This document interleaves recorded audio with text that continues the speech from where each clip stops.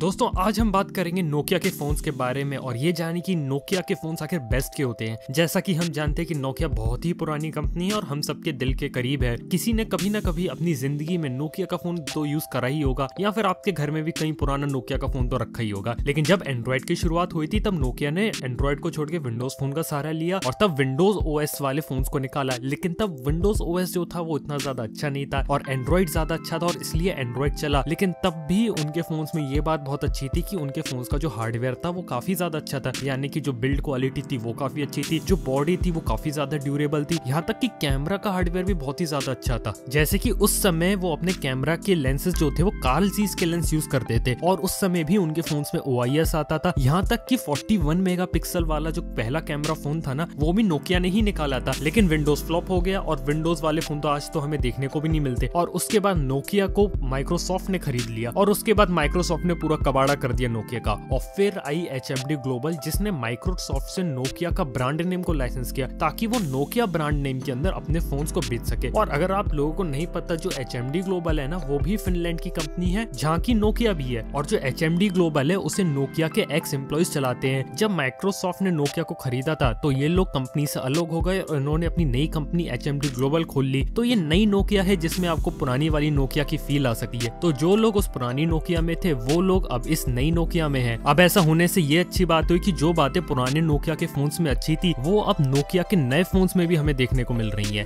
जैसे नोकिया के पुराने फोन्स ड्यूरेबल होते थे ठीक उसी तरीके से नोकिया के नए फोन्स भी ड्यूरेबल है। और जितनी अच्छी नोकिया के पुराने फोन्स की बिल्ड क्वालिटी थी उतनी ही अच्छी उनके नए फोन्स की बिल्ड क्वालिटी है। तो ये सबसे अच्छी बात है कि आज की डेट में जो आपको फोन्स मिल रहे हैं नोकिया के उनमें भी आपको वही बेस्ट बिल्ड क्वालिटी मिल रही है। और जब विंडोज फोन फेल हुआ था तब ये लोग समझ गए थे कि एंड्रॉइड ही आने वाला है और एंड्रॉइड ही फ्यूचर होगा और मार्केट में केवल एंड्रॉइड फोन्स ही चलने वाले हैं। और लोगों की जरूरत को ध्यान में रखते हुए नोकिया ने ही अपने सारे फोन्स के अंदर अब स्टॉक एंड्रॉइड दे रही है। जैसे कि नोकिया 6 जो 2017 में लॉन्च हुआ था तब उस समय भी वो उस समय के लेटेस्ट एंड्रॉइड नोगट पे चलता था और धीरे धीरे उसमें सारे एंड्रॉइड के सिक्योरिटी पैचेस के अपडेट भी आए और यहाँ तक कि उसमें एंड्रॉइड ओरियो का अपडेट भी आया। और अब तो सारे नोकिया फोन जो 2018 से मिलना चालू हुए हैं ना वो सब एंड्रॉइड 1 प्रोग्राम के अंदर आते हैं। तो इससे सबसे बड़ा फायदा ये है कि जितने भी नोकिया के नए फोन्स है ना उनके अंदर आपको फास्ट एंड्रॉइड की अपडेट देखने को मिलेंगी और जो सिक्योरिटी पैचेस होंगे वो भी काफी ज्यादा अच्छे तरीके से देखने को मिलेंगे और जो स्टॉक एंड्रॉइड है ना वो ही देखने को मिलेगा। कोई आपको MIUI जैसा जो थीम्ड OS होता है ना वैसी कुछ स्किन आपको देखने को नहीं मिलेगी। और एंड्रॉइड 1 होने के कारण आपको ये भी गारंटी मिलती है कि आने वाले 2 साल तक की जो एंड्रॉइड अपडेट्स है वो भी ये लेगा। और अगर एंड्रॉइड ओरियो पे अगर कोई फोन रिलीज हो रहा है तो आने वाले 2 मेजर एंड्रॉइड अपडेट लेगा, यानी कि एंड्रॉइड P का और एंड्रॉइड Q का, और आने वाले 3 साल तक की सिक्योरिटी पैचेस के भी अपडेट लेगा। तो ये बहुत ही अच्छी चीज है नोकिया के लिए। तो आज की डेट में जो नोकिया के फोन है उनका हार्डवेयर भी बहुत अच्छा और उनका सॉफ्टवेयर भी अब अच्छा हो गया क्योंकि लोगों को स्टॉक एंड्रॉइड पसंद है और लोग प्रेफर करते हैं फास्ट एंड्रॉइड की अपडेट्स और स्टॉक एंड्रॉइड को ही लोग ज्यादा प्रेफर करते हैं। इसलिए नोकिया भी अपने फोन्स के अंदर स्टॉक एंड्रॉइड देने लगी है। और एक बात यहाँ नोटिस करने वाली है कि जितनी दूसरी कंपनीज है वो स्टॉक एंड्रॉइड नहीं दे पा रही। अगर वो स्टॉक एंड्रॉइड देती है तो वो उतनी तेजी से अपडेट नहीं दे पा रही जिस तरीके से नोकिया एंड्रॉइड अपडेट दे रही है। और अब तो नोकिया 7 प्लस में तो आपको एंड्रॉइड P का बीटा भी मिलता है। इसका मतलब ये है कि वो एंड्रॉइड P का जो है बीटा वर्जन है वो चला रहा है। लेकिन जब एंड्रॉइड P जब ऑफिशियली रिलीज हो जाएगा तब नोकिया 7 प्लस में भी आपको कुछ दिन के बाद एंड्रॉइड P का अपडेट मिल जाएगा। और अगर बात करें कैमरा की